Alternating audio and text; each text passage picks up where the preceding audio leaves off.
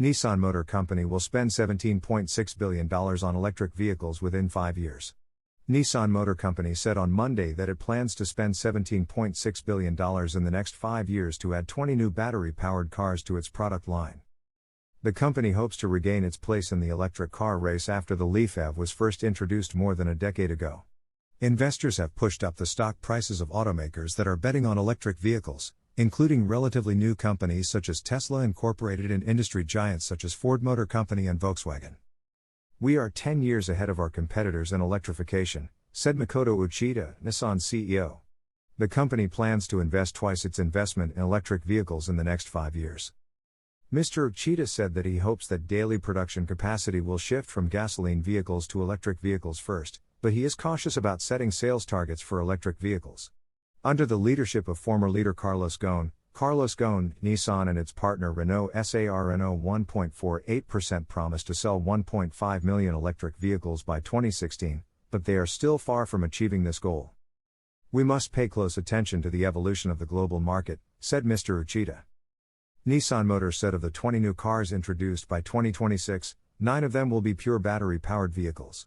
Other models include Nissan's petrol-electric hybrid, which is a vehicle powered by an electric motor, but equipped with a small petrol engine to charge the battery while driving.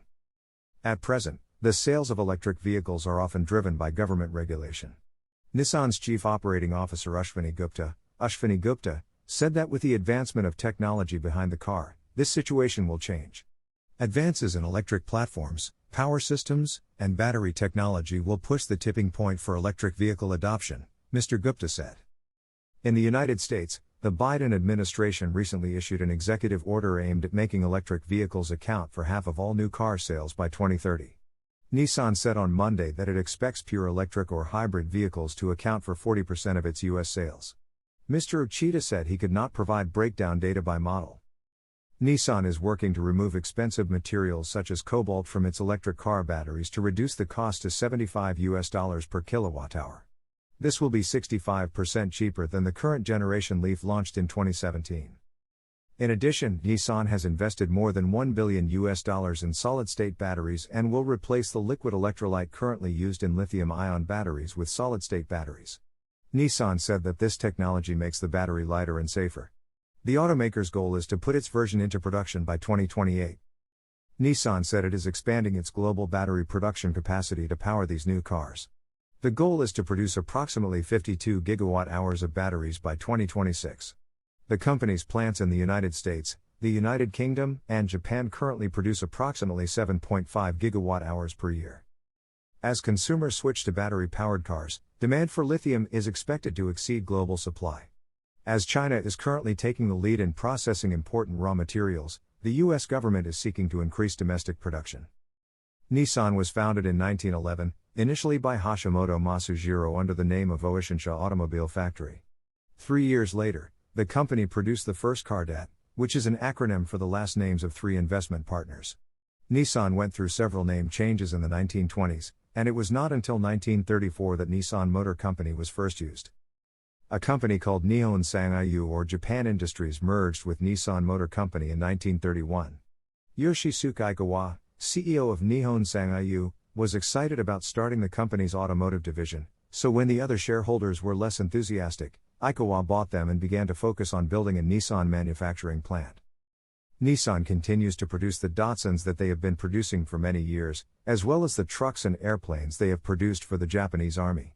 After the war, Nissan worked with a number of automakers to build cars for them, including the Austin Motor Company in the 1950s and 1960s and the merger with Prince Motors in 1966, which introduced cars into the Nissan product line that is still in production today.